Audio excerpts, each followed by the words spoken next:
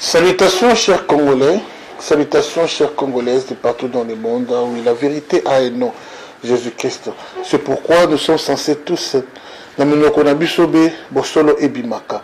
Na lobakabe bosolo, na masolo ya mboka, ya solo, Zambé asungi Congo. Pourquoi Zambé sunga Congo? Parce que plan il y a diable, et plan. Il y a Congo au jour les jours au Kokisamati. Ça fait plusieurs années, ça fait plus de 2-3 siècles. On a qui était divisé Congo, balkanisé Congo, mais il est là et au Kokisamati. Babongisa ya mabe belé, ba génocide, ba makambo belé, mais le Congo ils ont kufaka kate, Congolais azakaka toujours. Et le peuple congolais est déterminé à ne pas céder son sol na maboko na bapaya. Monguna na biso oyo vraiment ba tuna mystique ba pointa pour na aboudissa Congo. Ah non, c'est le Rwanda et c'est les Rwandais.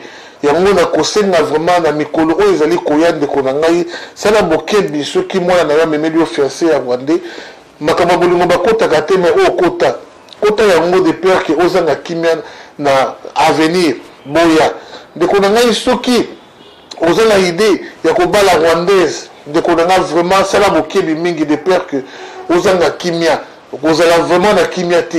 Alors tout ça l'attention soki mwana mboka à se présenter bala na yoye mais kasina ne tienne soki aux fiancé na yo ya bien mais oyo azali na ye camerounaise azali na ye française azali na ye malienne ou nini okino ko bala y a pas de souci parce que okobala pe congolaise ndoki obala pe congolaise misala mabe mais obala étrangère oyo amemeli yo kimia mais pas une rwandaise ya solo banani bazo freiner mboka et avancer.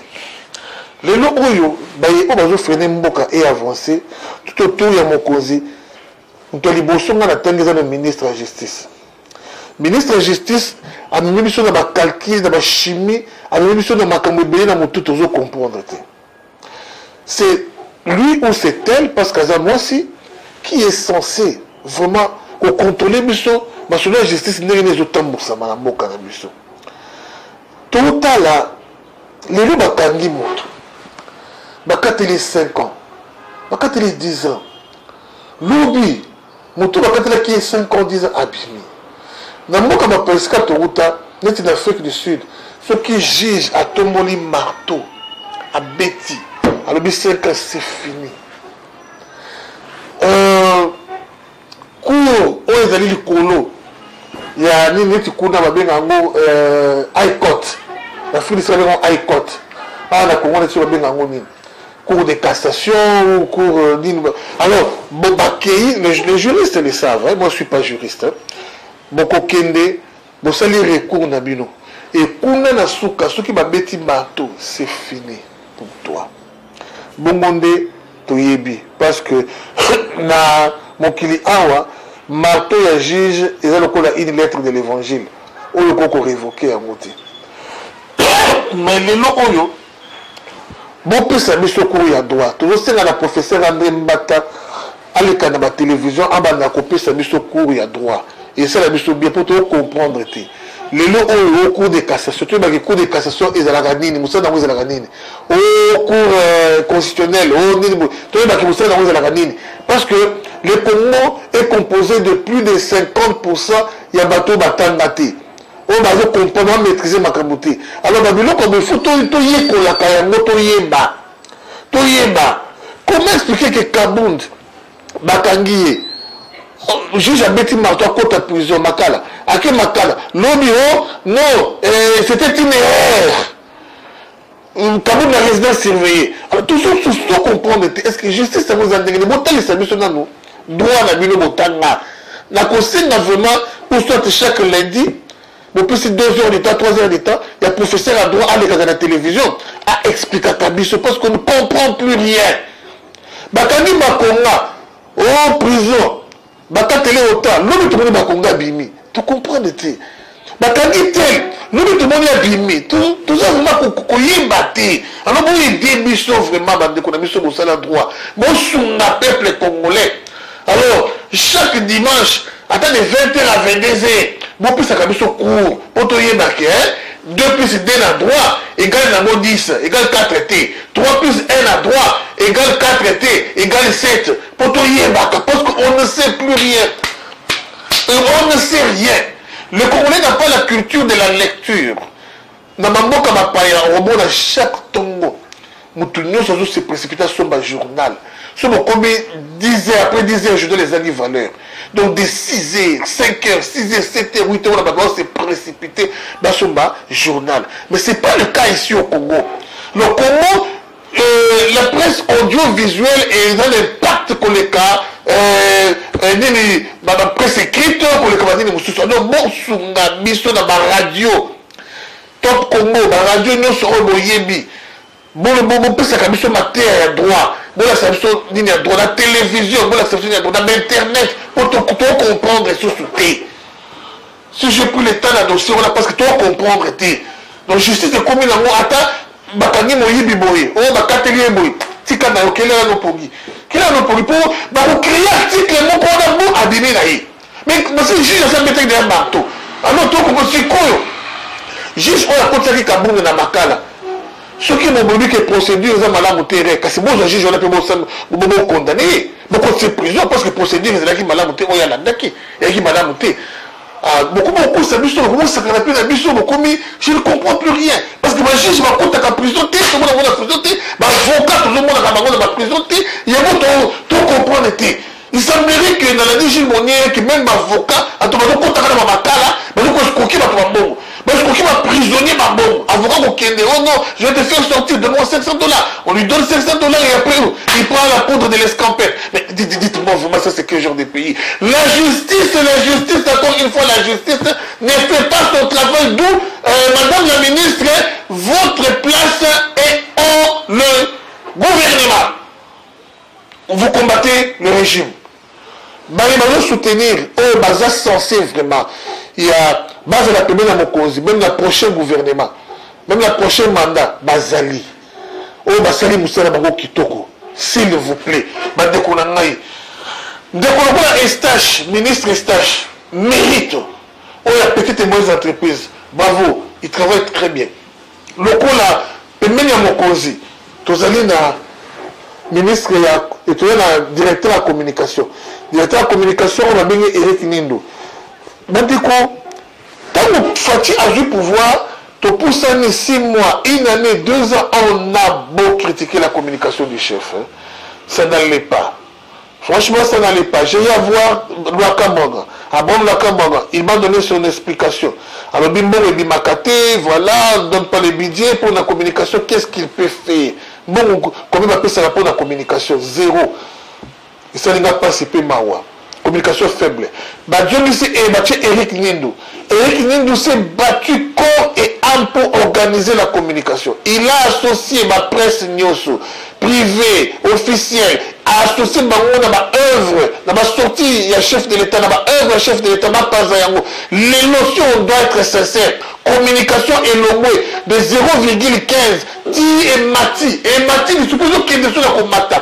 De construire qui m'ont assalé le commandant, mon ticket est tombé, il a eu Munda. Le chef à Tchad, à Saliboy, le nom Mokozi, à Seigneur Donas Saboy, et en faveur du peuple, le nom Mokozi, à gratuité en maternité, Batounion, ce bazar déjà informé, gratuité en enseignement, tout le monde informé, à Bomissi Zélago, tout le monde informé. Ah, bravo, bravo, bravo à Eric Nindo. C'est ton mérite, Papa Mokozi, chef de l'État sur le fait ça, toi, tu sais qu'il est. Oyo que la Kangaï sont rival depuis toujours, vraiment, Moutoumalamu, vraiment, Oyo que ti la prochaine mandat, Oyo pour travailler dans la communication, c'est Eric Nindo. On ne vous trompe pas parce que le gens, certaines personnes vous donnent l'impression de vous soutenir, de vous aimer, mais ils ne vous aiment pas. Ils veulent toujours vous induire en erreur. Koluka, Tchaba pot de banane na musala moninga zosala totika bandeko na ngai totika bilobaloba totika jalousie moto selonga malamu tobetela ye maboko ke eno balongola ye batya mutu mosusu moyemo te. Qu'on ne vous trompe pas, Eric Nindou a réussi là où beaucoup ont échoué. Il a réussi là où beaucoup ont échoué et il continue à bosser dur. Évoluons. toke na page mosusu tolandi déclaration ya mokonzi na Tchad, je crois, devant la communauté. C'est bon, mokonzi a bien parlé. Ceux qui osent monter mon kilo au thé, accuser chef de la dictature. Franchement, le bon c'est monter mon kilo au thé pour accuser chef de la dictature. Ou un Ndoki, on est quand même qui Ndoki. Pour toutes les traces, tous les signes, il y a démocratie, tout le monde n'a pas fait. Tout le monde n'a pas mon conseil. Critiquer le régime, critiquer Yendengo Lingui, vous avez toujours la liberté. Ça c'est la main. Mais quand tu touches les bras, c'est là où les bas blessent. Touche la main, critiquer na yo. Oh, bazo travailler bien té. Oh, c'est bien bon. Mais quand il faut maintenant laisser la main jusqu'à prendre les bras à Wana Mabe. Wana Mabe kobi ko finga, kobi ko dans ma vie privée na ndenga Mabe. Ah là c'est autre chose. Hein. Là la justice va faire son travail. Là c'est plus les chefs. C'est la justice qui va faire son travail. Et ça, le coup, la moto qui est dans là, au papier mbata, makile bimi. Et je sais que moto qui est dans la justice à Fundayo. Mais ceux qui polissent à Zawana, polissent au Kangano qui au Kangano qui au Kangano, c'est la toute qui yende à porter au plaisir.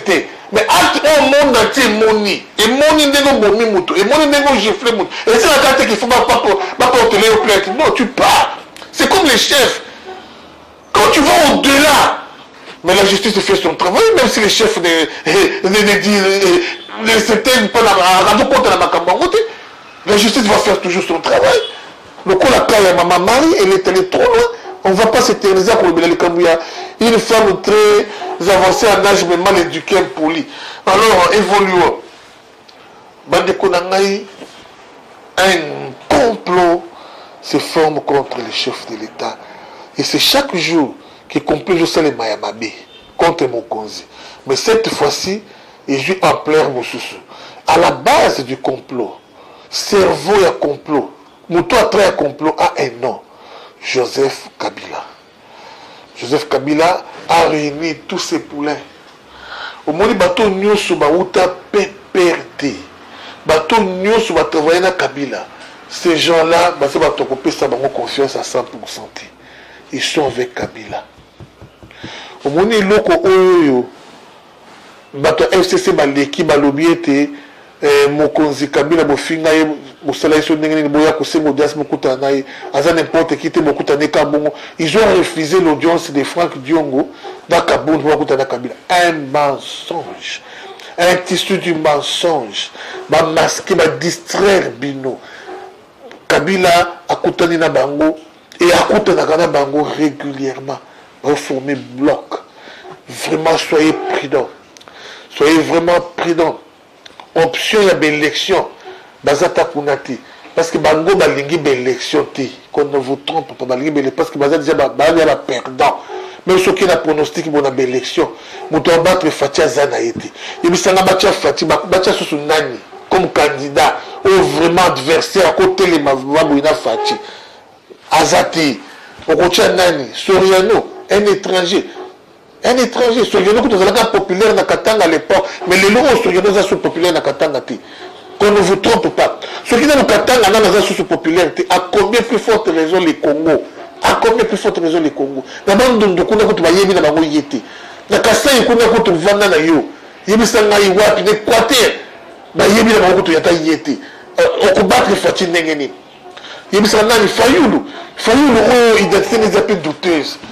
Fayulu, je ne sais pas la poids politique ni au Fayulu a koyé bazba na tenir tête parce que Fayulu n'a pas un message. Fayulu n'a pas une idéologie politique comme toi Kolanda. Idéologie politique des années. Et yebanité, il n'est là que pour insulter. On ne sait pas. Etienne Tshisekedi, on savait, état des droits, on savait, Etienne Tshisekedi, une philosophie politique, tu n'as pas qu'un Fayulu. Et nous, on moroti. Alors, nous devons tenir face contre Fati. Docteur Mukwege, oh, il m'a dit quand dans votre internet, quand votre internet, il y a réseau sur le docteur Mukwege. Il y a qui a Kingassi, sur le docteur Mukwege sur Baïbi. Mais il y a docteur Mukwege. Tout le monde s'est raté dans les réseaux sociaux. On toujours demandé un succès, ma casse dans les réseaux sociaux, mais sur place, dans Congo, sans impact ayebani na yete bavotaka nde awa awa nde bavotaka ezali na Facebook te nde bavotaka mpe na WhatsApp te bavotaka nde awa na docteur Mokwedi non papa oyebisaka nani oyo akoaffronter Fati na 2023 candidat unique donc azosenga na bandeko no bomoma ba $100 na bino oyo bomomba mbongo oyo seigneur kosenga ekosunga famille na bino mpo famille na bino so balandeli bana ndoko babola bana tata mwasi babola bana bate babola ya makasi na ozo mbongo okende obembi obwaka yango kaka na campagne obwaka yango kaka na kopesa candidature na pendant koyebi kooleka noti oleka nango te fozala set kikuni mpo kabila poso mbongo obwaka no ndenge wana obie fozala oyo mosusu nani bakombo na makombo ekimi ngai non bandeko na ngai vraiment mandat sûr, deuxième mandat sûr na papa Mokonzi Félix Antoine Tshisekedi vice réalisation wana page wana to leki to continue na page ya suka page ya suka ezali ngai so rival na zalaka mutu ajale lote ngai so rival na zalaka mutu na bengaka A o ezali A B o ezali B soko sali mabe kike ti soit na kotanga yo na kombo soki bosali malamu na kotanga yo na kombo lokola natanga bakombo ya ministre Stache na bolamu asala natangi kombo ya Eric Nindu na bolamu asali natanga kombo ya Topeka Mbongo na bolamu oyo azosala pembeni ya mokonzi natanga kombo ya bato ebele baremi kaku na mosala kito baza kosala natanga kombo ya Nicolas Kazadi l'homme fort à côté du chef aujourd'hui si tezomonisama même na baréserve ya échange na caisse ya l'état eza grâce mpe na Nicolas Kazadi homme vraiment très une tête bien faite un cerveau un homme qui connaît le métier qui connaît le travail ah oui bato ya bongo bato kolengela bato ya bongo na Afrique du Sud il y a un ministre mongo ya économie et finance awumela depuis ntango mindele ye kaka Mandela du pouvoir ye kaka Mbeki du pouvoir ye kaka j'ai oublié son nom bandeko na ngai kwa Gaston Fumo bakoyeba kombo na ye kaka ye azokaka mindele wana azongaka parce que astabilisaki économie Afrique du Sud ezali kwa Nicolas Kazadi donc mutu oyo na deuxième mandat ye kaka parce que il a la matière et il aime le pays bravo à Nicolas Kazadi.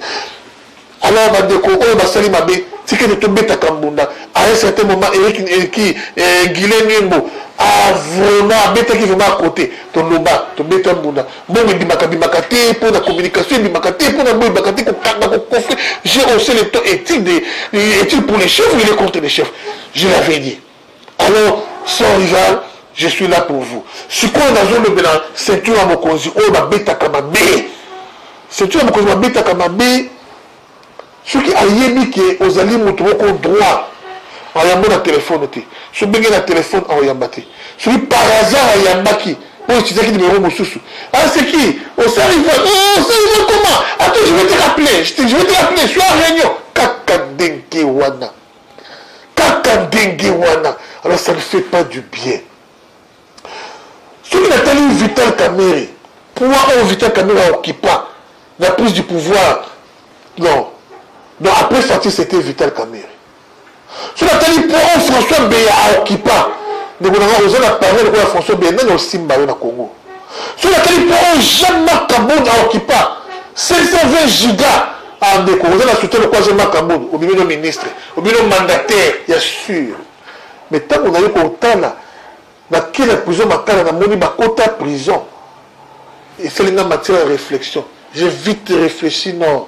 Nzambe azaka Nzambe les tout puissants dans mon kili azalakate les tout puissants zaka Nzambe c'est pourquoi yo osa conseiller à président inutile au Boudaka biso ba sans rival inutile au boya ko ba téléphone na biso ba sans rival pour un jour au suka pe na humiliation Nzambe azwaka pe akiti saka dans le but que humiliation zaka ka prison te humiliation dans la sorte belé ma forme belé yo za ministre de la Mokonzi inutile au Boudaka biso ba sans rival on ne sait jamais lobby ya moto koyeba ya ngote bato bandaka pouvoir na Joseph eza bato basukisa ki pouvoir na Joseph te bato biso ne ba construire pouvoir na Joseph pe bandina makasi basala pe kombo ya makasi quand Joseph a qui pouvoir la belle mère dans qui ministre de l'information s'il vous plaît mais atikala ko sala kombo a marqué na metu ya bato koleka mais moto qui ministre de l'information et la belle mère alors tika ko sala lolendo tika kosala orgueil tika komona ondire bato misusu batikali nsima yo kaka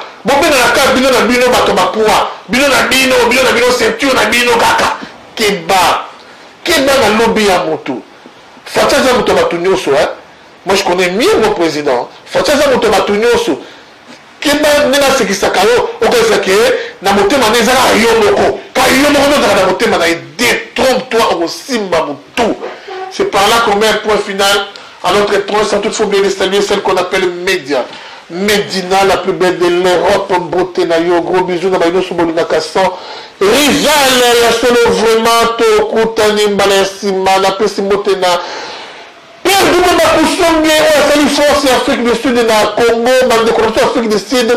Oyo babwaka bambongo balakisa bambongo bamonisa baza bariche me na Congo nazolukaluka esika batonga nazomona te nazolukaluka esika oyo bainvestisa nazomona te soki moboni bobenga ngai nakende kotala totongaka mpe na mboka bayemozo na diaspora ekosala bien maestro couturier ya malamu na mboka Afrique du Sud na Yoville na Roki maître maestro mbote respect na yo commandant Anderson tokutani mbala ya nsima ingeta